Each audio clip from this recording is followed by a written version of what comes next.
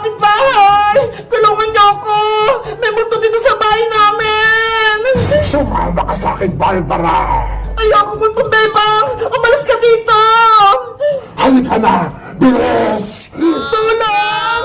Kinukuha ko ng multong bebang! Naku! May masama nangyari sa loob ng bahay nila, bebang! Kailangan kong pumasok! Bebang! Ate Barbara! May tumating pang istorbo! Princess! Ikaw ba yan? Tulungan mo ako! Ate Barbara! Buksan mo yung pinto! Nakalak! Ako nang bahala kay Princess! Yari! Si Princess naman yung kukunin ng double ganger! Bebang! Ate Barbara! Buksan niyo yung pinto! Nandito na ako! Kukunin ko rin si Princess! Magandang gabi sa'yo, Princess! Bebang, okay ka lang ba? May narinig kasi ako dito sa bahay yung nagsisigawan eh! May masama ba nangyari? Wala yun, Princess! Naglalaro lang kami na Ate Barbara, kaya nagsisigawan kami! Parang may iba akong narinig kanina ha! May nangingi ng tulong! Gusto mo ba? Sumali ka sa laro namin, Princess! Magtago-tagoan tayo! Talaga? Maglalaro tayo, Bebang! Oo! Kaya pumasok ka na dito sa loob! Okay! Oh, no! Princess! Mag-ingat ka! Hindi yan si Bebang! Multo yan! Ate Barbara! Ano ginagawa mo dyan sa ilalim ng mesa? Nagtatago ako! Dahil napul ako ng double ganger ni Bebang! Ano? Si Bebang may double ganger! Ayan siya ho! Yung katabi mo! Hello, Princess! Ang bakit ni Bebang? Sumama ka rin sa akin, Princess, para maging multo ka! Ayoko sa'yo multo, Bebang! Bakit na kasi ikaw pumasok dito sa loob? Kaya ayun tuloy, pati ikaw, kukunin ko! Nanay! May multo dito! Huli ka, Princess! Bitawan mo ako! Naku! Si Princess! Huling siya ng multo! Ikaw na ang isusunod kong maging multo! Multo, Bebang! Layan mo ako! Huwag kang lumapit sa akin! Wala, walay, walu, walu! Wala, walay, walu, walu! Anong gagawin ka sa akin? Yari! Si Princess! Magiging double ganger din! Wala, walay, walu, walu! Wala, walay, walu, walu! Tumigil ka na! Ayoko maging multo! Umalis ka dito! Bebang! Buksan mo itong pinto na CR! Oh no! Bebang! Kanina ka pa dyan! Lumabas ka na! Nay! Mamaya na po! Tumatay pa ako! Lagot talaga sa akin to si Bebang? May kalokohan na naman? Aling sitang! Tama na po yan! Ate Bebang! Natatakot na po ako! Baka pagalitan ka ni Aling sitang! Huwag kang mag-alala, Emily! Ipagtatanggol kita kay nanay! Bebang! Ano ba? May tinatago ka ba sa akin? Wala po, Nay! Ate Bebang! Umamin na tayo! Para hindi ka paluin ng nanay mo! Pero Emily, para nalasin ko dito ni nanay kapag nakita ka na dito, di ba? Sabi nga, ayaw ko niyang tumira dito. Mas malulungkot po ako kapag pinagalitan ka ni Aling Sitang. Saan ka na pupunta kapag pinalis ka ni nanay? Di ba? Sabi mo, wala ka ng bahay. Nabahanga. Huwag ka mag-alala, Ate Bebang. May kaibigan pa naman po ako eh. Sila rin, at saka si Dan Ezekiel. Doon na lang po ako sa kanila titira. Naawa ko sa ni Emily. Sana, ikaw na lang ang kapatid ko. Para ikaw na lang ang kasama ko dito sa bahay. Gustuin ko man, Ate Bebang, pero ayaw naman sa akin ni Aling Sitang. Bebang, buksan mo itong pinto, sabi eh! Ipakita mo sa akin kung sino yung tinatago mo! Aling Sitang, tama na po yan! Nasisira na po yung pintuan nyo! Bitawan mo ako, Princess! Siguro, kasabot ka din! Anong tinatago niyo na, Bebang? Umamin ka? Wala po, Aling Sitang. Sabi mo sa akin ng totoo, Princess, hindi na kita bibigyan ng spaghetti tuwing birthday ni Bebang kapag nagsisinungaling ka. Sige na nga po, aamin na ako. Sige, sabihin mo. Si Bebang po, may tinatagong sikreto.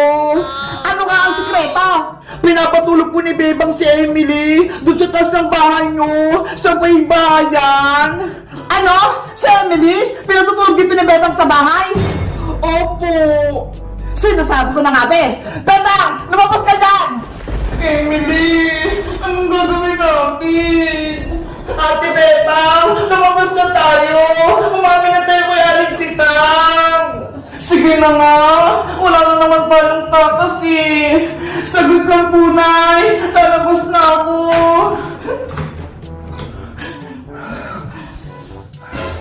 Nay! Aling Sitang! Anong ginawa mo, Bebang? Magpaliwanag ka! Sorry po, Nay! Kung tinago ko si Emily dun sa taas, pinatulog ko pa siya, kahit ayaw niyo po. Aling Sitang, sana mag niyo pong pagalitan si Ate Bebang. Wala naman po siya kasalanan eh. Pasensya po kung kay Ate Bebang po ako humingi ng tulong para meron po akong matuluyan. Yun pala, hindi niyo po ako tanggap.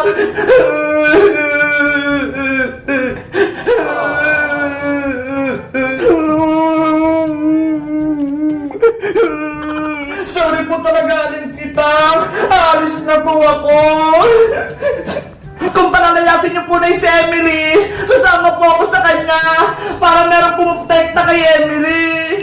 Ako din po, Aling Sitang. Sasama ako sa kanila bilang kaibigan ni Emily pati ni Bebang. Susuporta ako sa kanila. Tumahimik! Bebang anak, huwag na kayong umalis. Tatanggapin ko na si Emily. Dito na siya sa ating bahay. Talaga po, Nay? Oo, dito na siya matutulog at titira. Salamat po, Aling Sitang. Huwag ka nang umiyak, Emily. Dahil mahal ka ni Bebang, mahal na din kita. Ako, Aling Sitang, hindi niyo po ba akong mahal? Siyempre naman, Francis, mahal ko kayong lahat. Yay! Bibigyan ako ni Aling Sitang ng spaghetti sa birthday ni Bebang. Happy Bebang, magkakasama na tayo. Wala nang iwanan. Kaya nga eh, ako din, masayang masaya ako. Kayo guys, masaya ba kayo?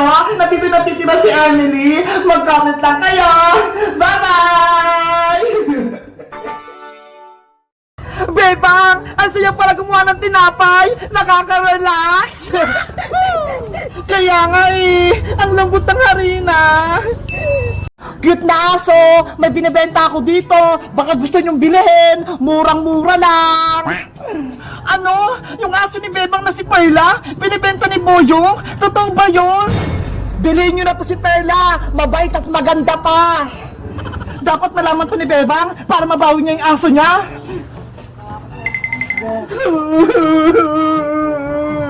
Perla! Nasaan ka na?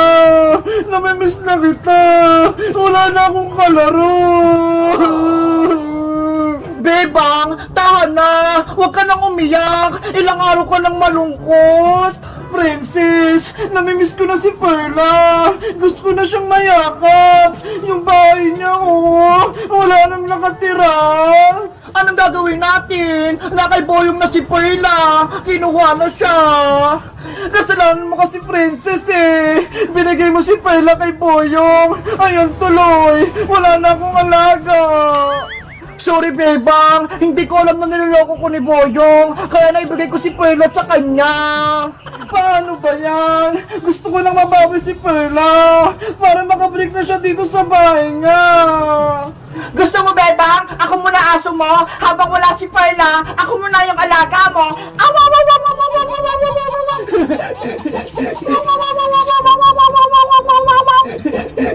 Bagay sa'yo, Princess! Kamukha mo si Perla!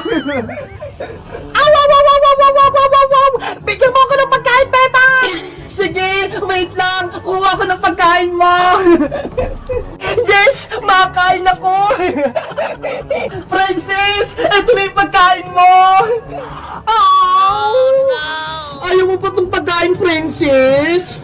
Bebang naman eh! Akala ko naman, tunay na pagkain yung bibigay mo, yun pala dog food! Diba? Sabi mo, ikaw muna si Perla, kaya yung dog food na pagkain yung binigay ko sa'yo. Ayoko na nga maging aso, hindi naman ako makakakain yan eh. Perla ko, namimiss na talaga kita. Kawawa naman si Bebang, hindi pa rin yung bumabalik yung alaga niyang aso. Nasaan na kaya si Perla? Bebang! Bebang!